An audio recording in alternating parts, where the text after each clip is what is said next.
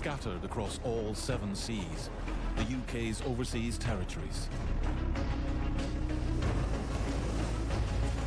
Islands teeming with wildlife, from huge penguin colonies to the world's richest coral reefs. More than half of the UK overseas territories lie in the tropics. Isolated and surrounded by ocean, here life has evolved in unexpected ways. Crabs big enough to eat coconuts. Parrotfish that create the island's beaches. And a lizard that turns blue when the sun shines. The hidden lives on these British Isles are almost unknown. Now join us on an epic journey to reveal these islands' wild secrets.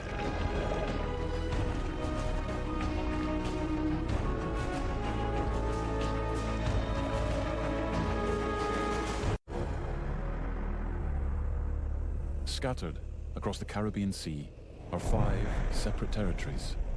And it's here our journey begins, in the footsteps of perhaps the most famous explorer of all, Christopher Columbus. Columbus landed on these islands in 1492. His 3 Spanish ships anchored off the coast of an unknown tropical island, waiting for dawn and a chance to explore. He discovered a new world, teeming with strange and colorful plants and animals he could never have imagined.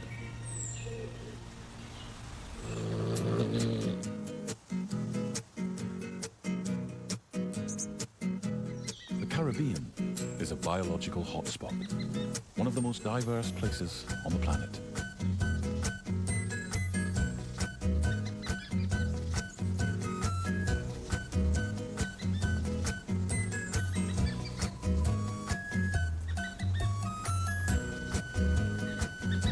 The islands support an extraordinary wealth of species, many of them found nowhere else.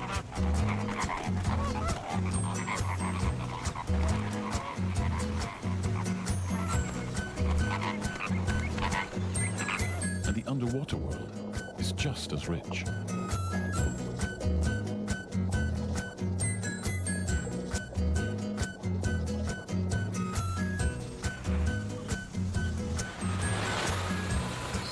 But the world that Columbus first encountered is long gone.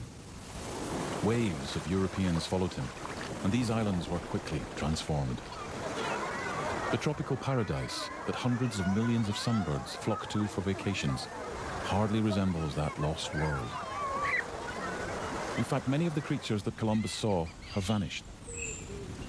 But Europeans weren't the first people to bring changes here, and the evidence for that is hidden away on the territory of Anguilla. Anguilla is riddled with caves, carved into its limestone foundations by rain. For millions of years, they've provided shelter for everything from hermit crabs to vast colonies of bats. But deep underground, the soft limestone wasn't carved by rain, but by human hands. Arawak Indians arrived on the islands long before Columbus did. They came from South America, bringing animals with them for food. Alien invaders that still thrive here today. But these incursions were tiny compared to those after Columbus. Since then, the islands have been inundated, and it's still happening. Offshore, around the Cayman Islands, another Caribbean territory, are spectacular reefs, another tropical paradise. Or so it seems at first sight. One fish doesn't belong here. It is an alien. The lionfish. It should be living on the coral reefs of the Pacific, but somehow it was introduced into the Caribbean in the 1980s.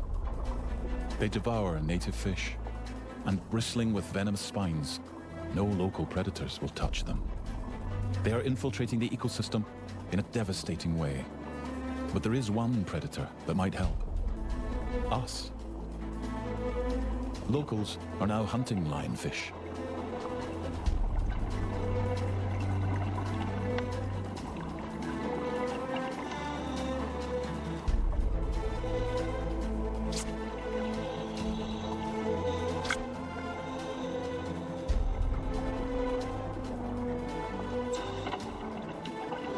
Stripped of their venomous spines, they are perfectly good to eat. And if enough are eaten, it should reduce their numbers. Local conservationists call this the eat 'em to beat 'em strategy. And it should work. In the past, we've come very close to eating some native Caribbean species to extinction. The queen conch, a native shellfish prized for its flesh. Large, very slow, and very tasty. A recipe for disaster.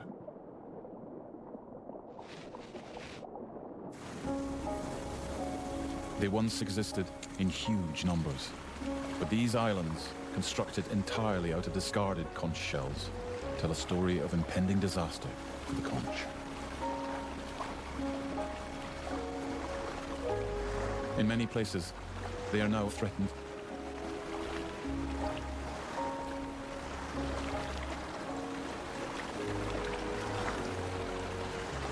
However, all is not lost. A pioneering project on the territory of Turks and Caicos may be a solution. This massive facility is breeding conch in captivity. The young are raised first in tanks and then in sea pens. Here they can grow big enough to have a better chance of surviving in the wild. Thousands are released back into the sea. The surplus is sold for meat, taking the pressure off the wild populations until they can recover. It may just be enough to save the conch.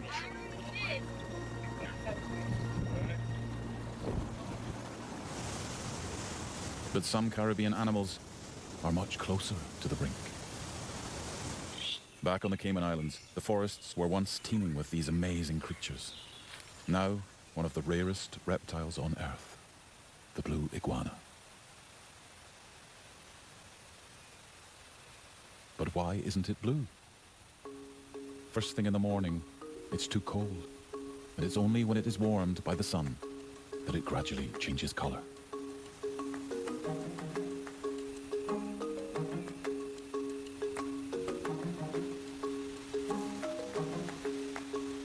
Hunted for food and killed by introduced predators, the blue iguana seems destined to follow many other unique Caribbean species into oblivion. But not if this man has his way. Fred Burton and his team are working to rescue blue iguanas with the help of this male, Archie. Fred has set up an iguana breeding station with Archie as one of the resident studs. From just 20 individuals, they have bred around 700 iguanas. The team seems to have caught this species just in time, and the future is looking brighter for these amazing reptiles. Hopefully, there will soon be enough individuals to sustain a wild population. Archie can join his offspring in the wild. The Caribbean is full of unique creatures. One reason for this abundance is the sheer number of isolated islands where evolution can forge new species. But why are there so many islands? The next territory on our journey provides the answer. Montserrat. Montserrat lies in the Lesser Antilles, a chain of islands that mark the boundary between two tectonic plates. As these plates collide, they create volcanoes which push up new islands. This is how Montserrat was born, and in 1995, its volcano erupted again.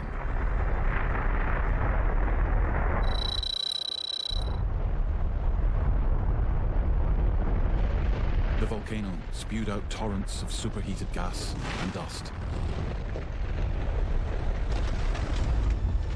The capital, Plymouth, was directly in the path of the falling ash. It buried the town up to its roofs. Today, it looks like a modern version of Pompeii.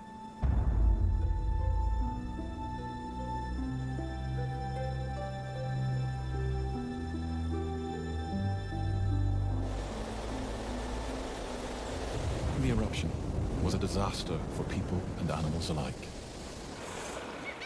This is Dog Island, off the coast of Anguilla. And here, it's still possible to witness something of the unspoiled past. The skies are full of seabirds from one of the most important seabird colonies in the Caribbean. At least 16 species have been recorded here, and most of them stay to breed. Over 100,000 pairs of sooty terns nest here, along with 500 pairs of the magnificent frigate bird. Magnificent frigate birds occur right across the Caribbean.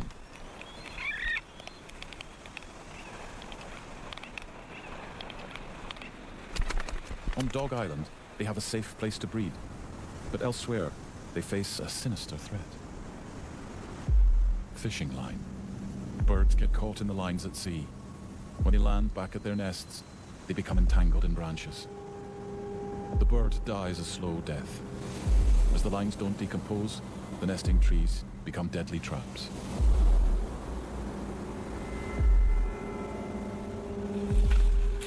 Rescue teams try and cut these birds free and remove the lines. Can you pull it out? That one here?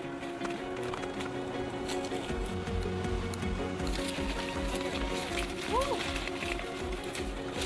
It's not so easy with a bird with a very sharp bill. Look, it's the other foot. Oh, look, it's cut. Come back. Come back. The birds may find this stressful, but it's still their best chance of survival. He's got a fighting chance.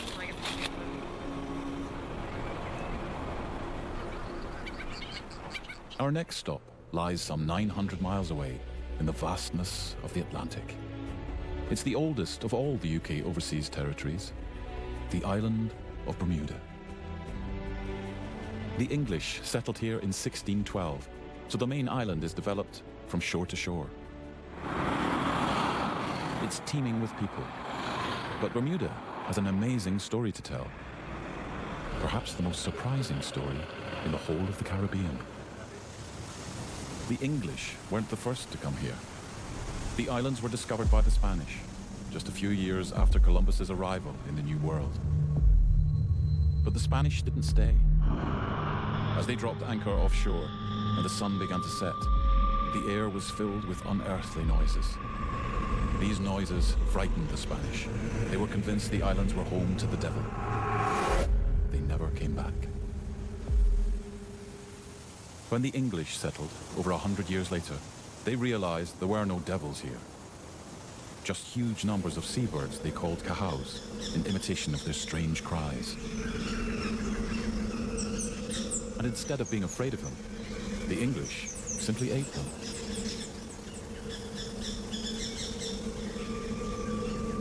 Bermuda was the only place these birds nested. And by the 1630s, the cahow was marked down as extinct. But in 1951, something amazing happened. A few pairs were discovered on a group of tiny islets off the main island. No one had seen this bird for more than 300 years. It was like finding a living dodo, an astounding discovery that set the natural history world on fire. But their rocky homes were exposed to high seas and hurricanes. They needed a new home. The island Nonsuch has been cleared of introduced predators. All it lacked was Bermuda's charismatic devil bird. But conservationists had a problem from another protected species, the tropic bird. They evict cahows from their burrows and even kill them. How to persuade tropic birds and cahows to live together? And this is the answer. Tropic birds love these man-made burrows, and with competition for nest sites reduced, the reintroduction of cahows could begin. Starting in 2004, cahows were moved by conservationists from their tiny islets to Nonsuch Island.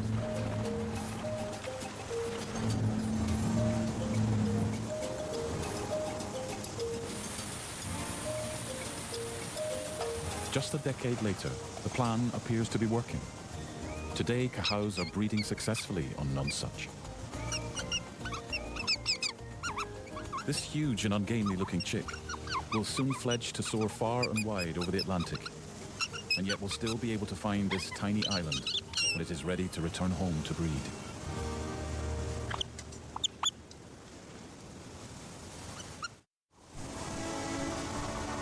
The next territory in our journey is even more remote than Bermuda.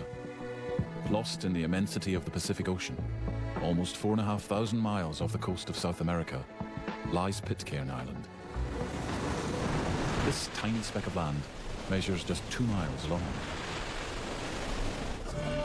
In 1789, the British naval ship the Bounty sailed these waters to collect breadfruit plants from Tahiti and take them to the West Indies to feed slaves. But as they sailed west, many of the crew mutinied, casting Captain Bligh and his followers adrift in an open boat. The crew sailed the Bounty into the Pacific, looking for somewhere they couldn't be found. Fletcher Christian, leader of the mutiny, happened to know just the right place. Pitcairn Island, the perfect location to hide from the harsh justice of the Royal Navy. It became their new home, where the mutineers knew a large ship anchored offshore would be seen by any passing naval vessel. So they set fire to the Bounty and scuttled her. Every year, the islanders commemorate the event by building a model of the ship and setting fire to it. Fire!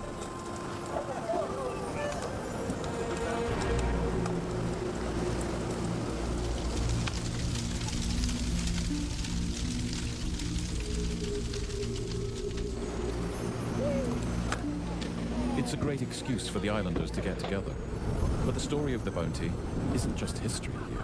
Right, everybody say sounds good. These people are direct descendants of the mutineers.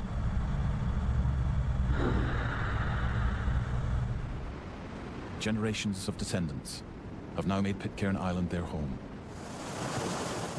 But what about the ship that brought them here? The truth lies beneath these waves. The waters around Pitcairn are teeming with fish. But the depths are also littered with countless wrecks, man-made homes for marine wildlife. And hidden amongst the coral is the only remaining evidence on the seabed of the Bounty. These stones are ballast from the hull. They have been lying here for over 200 years. All the wood from the ship has long since gone, but other artifacts have been recovered from the seabed and are now housed in a small museum on Pitcairn. One of the ship's cannons, the ship's anchor, and the ship's bell.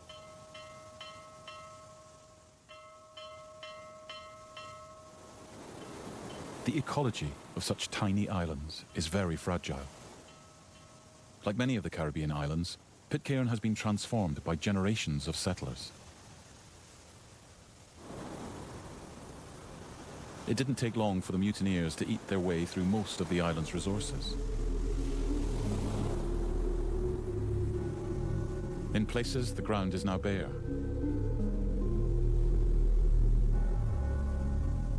And these are the culprits. Goats. It's possible that some of these are direct descendants of animals brought here on the Bounty. Pitcairn is a very different island to that seen by the Bounty mutineers. To get a clearer picture of what it must have looked like, we must travel to Henderson Island, part of the same territory, 120 miles away. Henderson was once inhabited by Polynesians, though as on Pitcairn, they'd vanished before the Europeans discovered this place. It's been uninhabited for 400 years, so it's now one of the most pristine islands in the Pacific. And it gives us an insight into what the tropical Pacific islands once looked like.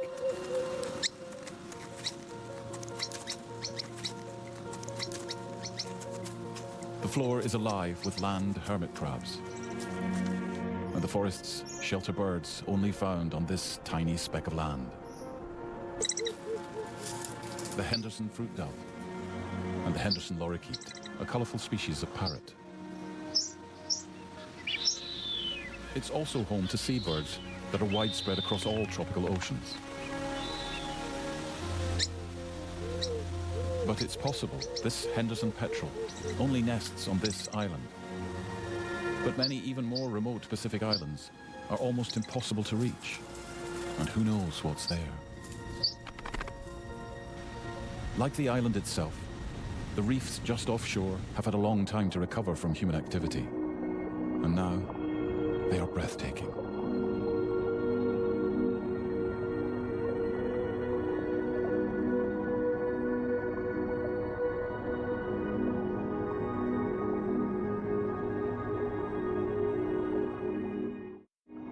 A moray eel, snake-like and secretive, it spends most of its time hiding among the rocks. A voracious predator, it waits to ambush small fish. But one little species is fearless. Although the moray eel could use its sharp teeth in an instant, it instead allows this little cleaner wrasse to pick off parasites.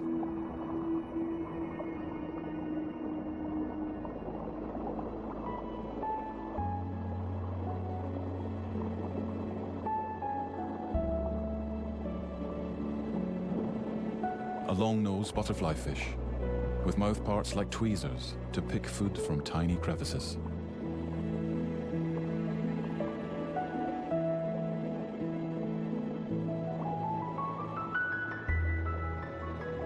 The coral reefs around Henderson Island in the Pacific are indeed unspoilt and spectacular. But our final territory, in the middle of the Indian Ocean, is arguably the most pristine coral ecosystem on the planet. The Chagos Archipelago.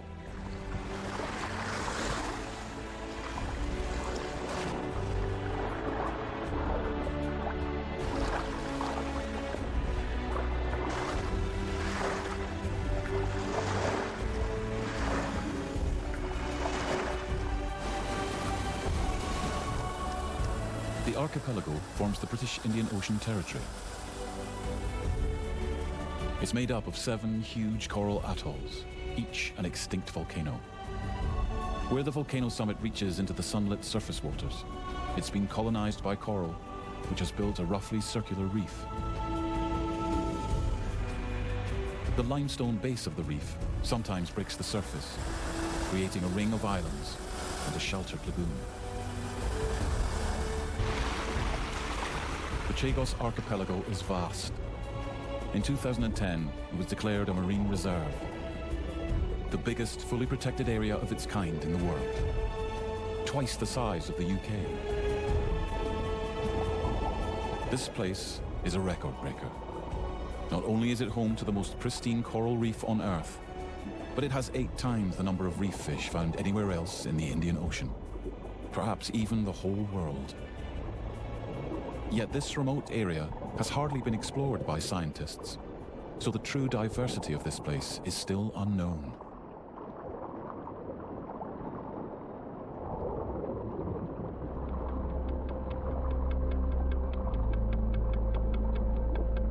There are many different types of corals growing here, and they completely cover the seabed.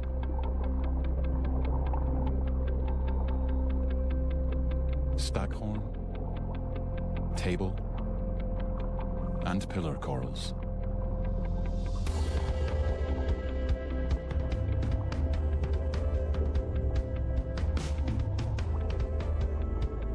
Coral reefs are huge colonies of tiny animals called polyps that have a special relationship with the algae living in their tissues. The algae use sunlight to produce food.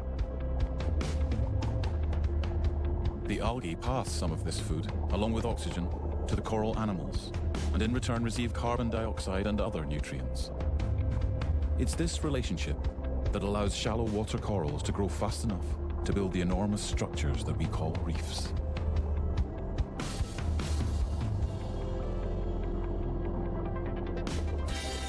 And it's the algae that create much of the dazzling display of colors on these reefs.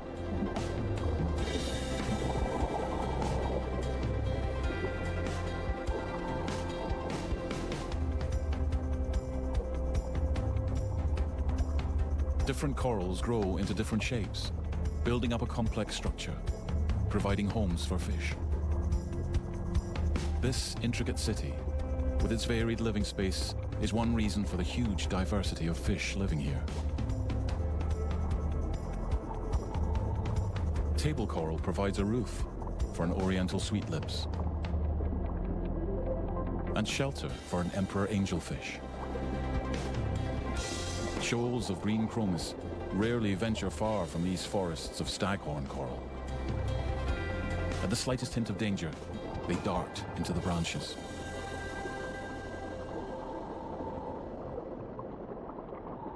Camouflage is another form of protection. It also allows this aptly named camouflage grouper, an ambush predator, to lurk unnoticed by its prey. And the same applies to this black-saddled coral grouper.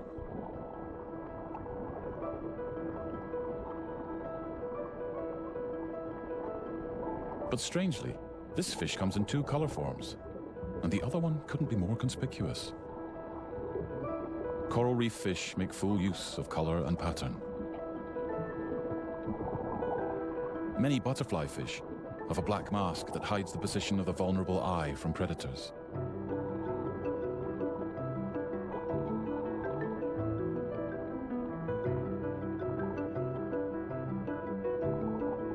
The threadfin butterfly fish goes one better. It also has a fake eye spot on the back of its dorsal fin to direct any attacks by predators to an area where little harm can be done.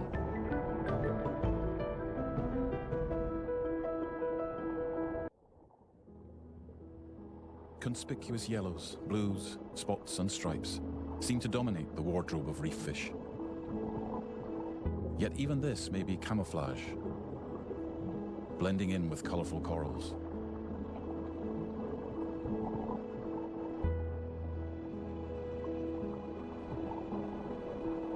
The variety seems endless.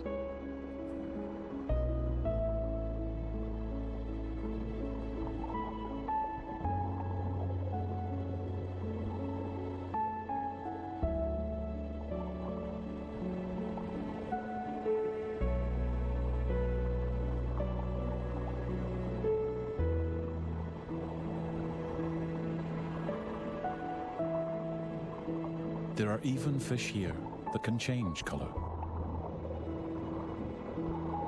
At cleaning stations, unicorn fish turn dark, perhaps to make the job of the cleaner wrasse easier. Parasites show up better against a darker background.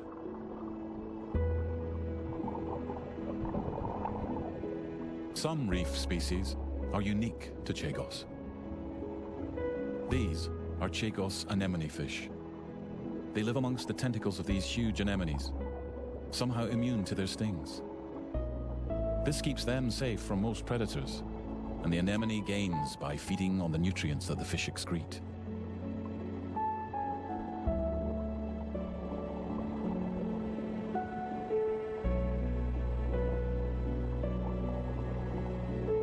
This anemone also shelters a porcelain crab.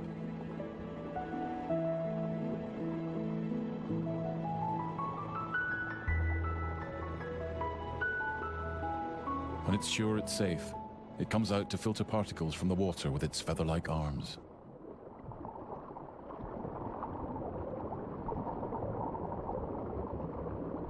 The Chagos anemone fish is just one of the many unique species here. Around 3% of these reefs have been explored by scientists. There could be hundreds of other new species living here, completely unknown to us, still waiting to be discovered. But there are more habitats underwater than just the colorful shallow reef. At the edge of the atoll is the drop-off zone, where the flanks of the volcano plunge into depths. In the Chagos, the deeper zones have yet to be explored at all. Who knows what mysteries lie in the darkness?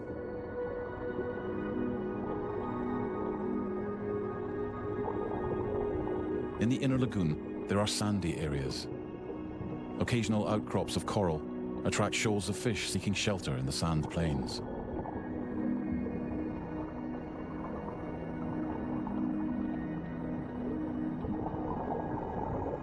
Here, large sea cucumbers filter the sand for food.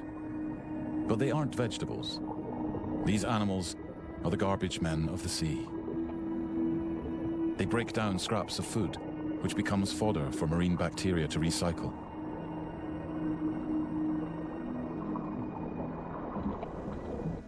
Above the waves, the scattered islands are covered in green, in plants adapted for long-distance travel. Coconut palms, with a lifestyle well suited to colonizing these remote islands. The familiar coconut is a huge seed that can stay afloat in the ocean for a long time.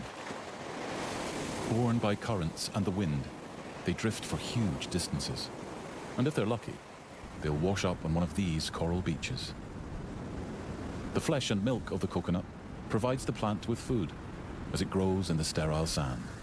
But the same food is also relished by us. Coconuts are big business, and these palms have been planted on tropical islands all around the world. But on these Indian Ocean islands, they're native. Hidden behind the coconut palms, there's a whole new world.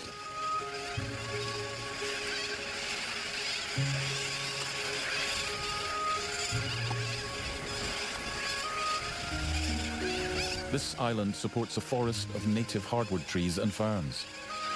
How did they get to such a remote place? Some of the trees have big floating seeds like the coconuts, and others have seeds that are carried by the birds. And the hardwood forests are full of birds. Some of them rather surprising. Seabirds flock here to nest. They prefer the more solid branches of the hardwood trees to the swaying crowns of coconut palms.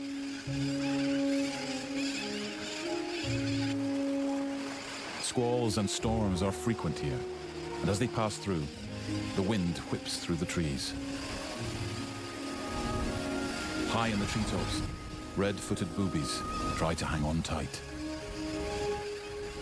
But with broad, webbed feet, these graceful ocean wanderers don't seem very well suited to life in the trees. Easier to ride the wind until the storm passes.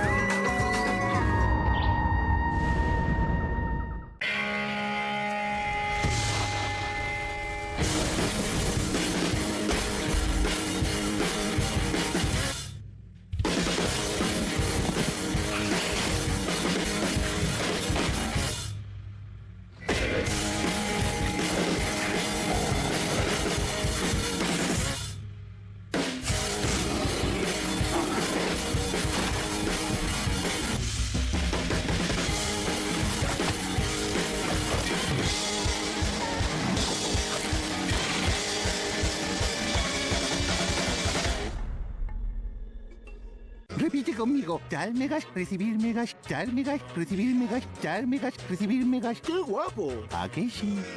Solo en Lowy puedes pasarle megas a tus amigos y tus amigos a ti. Así de simple, así de Lowy. Cámbiate a Lowy. 1 giga y 0 céntimos minuto por solo 6 euros.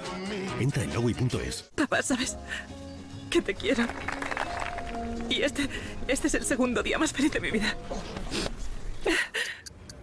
El día más feliz de tu vida se merece un regalo. Comienza la quincena feliz en Citroën. Del 10 al 25 de noviembre, ofertas exclusivas y condiciones que solo se dan una vez en la vida. Regístrate en citroen.es.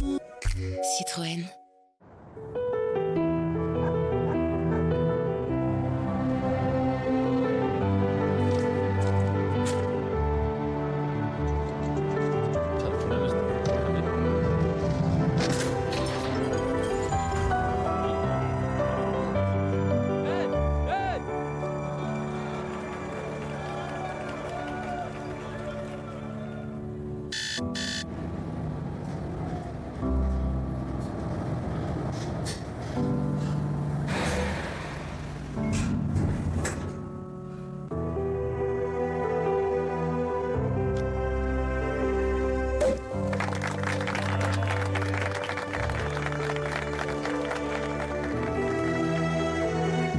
de diciembre, sorteo de Navidad. El mayor premio es compartirlo. Porque no vivimos solos. Lo que tú haces me afecta a mí. Y lo que yo hago te afecta a ti. Porque la vida cambia en un instante, es importante sentirse seguro en todo momento. Plus Ultra Seguros, seguridad que se comparte. ¿Ves esto? Pero sientes esto. Al ver esto, esto es lo que sientes. O esto. Estos son luces. Y esto también. ¿Y si pulsas este botón? No ves esto, pero sientes algo parecido a esto. Y esto es lo que conduces.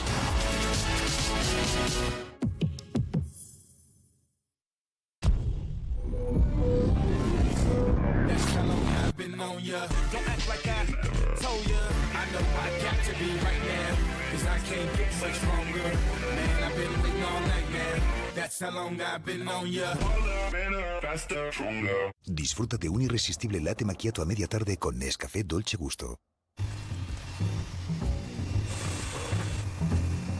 Las nuevas aspiradoras sin cable de Dyson generan el doble de potencia de succión que otras escobas inalámbricas para limpiar toda su casa de arriba a abajo.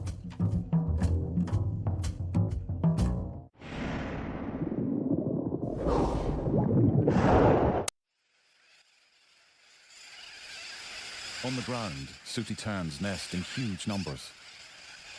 But they need to stay alert, because they share the forest floor with hungry scavengers. Land hermit crabs. They live in empty shells washed up from the reef. And with the reefs offshore being so diverse, there's a big range of shells to choose from.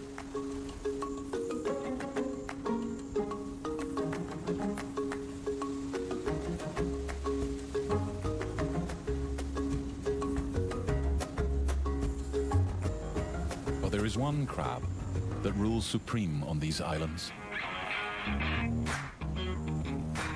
The coconut crab.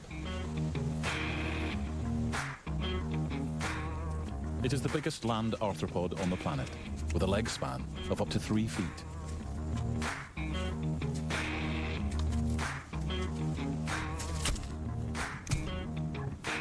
Coconut crabs are relatives of land hermits, and when they're young, they also use an old shell for protection. But when grown, they are so large that they couldn't find a shell big enough. Instead, they are protected by tough armor and huge claws that can do a lot of damage, especially if you are a coconut. These crabs love coconuts. Young crabs have to find coconuts that have broken open, but the giant adults are able to rip through the tough outer shell with their powerful claws.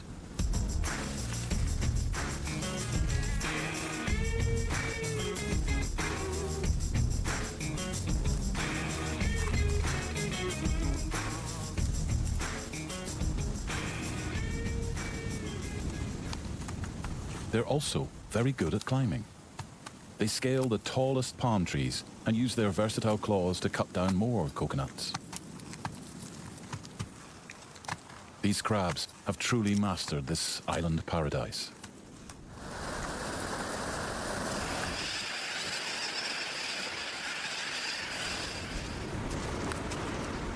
Land hermits cautiously venture out onto the beach to see what the tide has brought in, dragging their adopted homes along. But they are soon put in their place. These sandy beaches are the domain of the ghost crab. They are bigger than the hermit crabs, and living on exposed beaches without the advantage of an additional shell means they have to be fast. They look like bizarre extraterrestrials, with eye stalks poking up like antennae. But this adaptation gives them a clear view over their surroundings.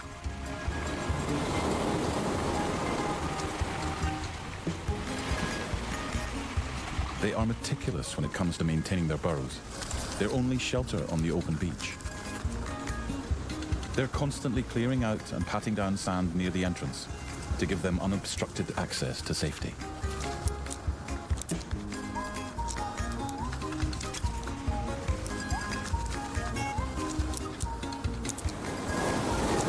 The white coral sand they're working has a curious origin.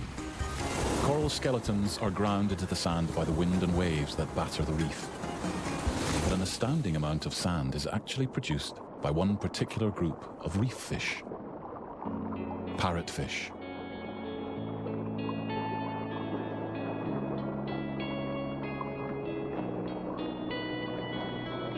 Parrotfish all have powerful jaws armed with a razor-sharp beak, which they use to bite chunks off the coral. They digest the living fleshy parts of the coral, but every mouthful of food is mostly just a chalky skeleton of the coral polyp, not very nutritious. So the parrotfish have a simple solution. They just excrete the undigested bits as coral sand in unbelievable quantities. Sometimes clouds of fine sand hang in the clear water. It builds up on the floor of the reef and eventually gets washed ashore. And that's just one strand in a complex web that links life in these diverse tropical ecosystems. From the unspoilt riches of the Chagos Islands to the vibrant Caribbean, life has evolved in many different ways. Colorful, unique, and often surprising. The wildlife here makes these islands some of the most precious natural places in the world. They truly are jewels in a tropical paradise.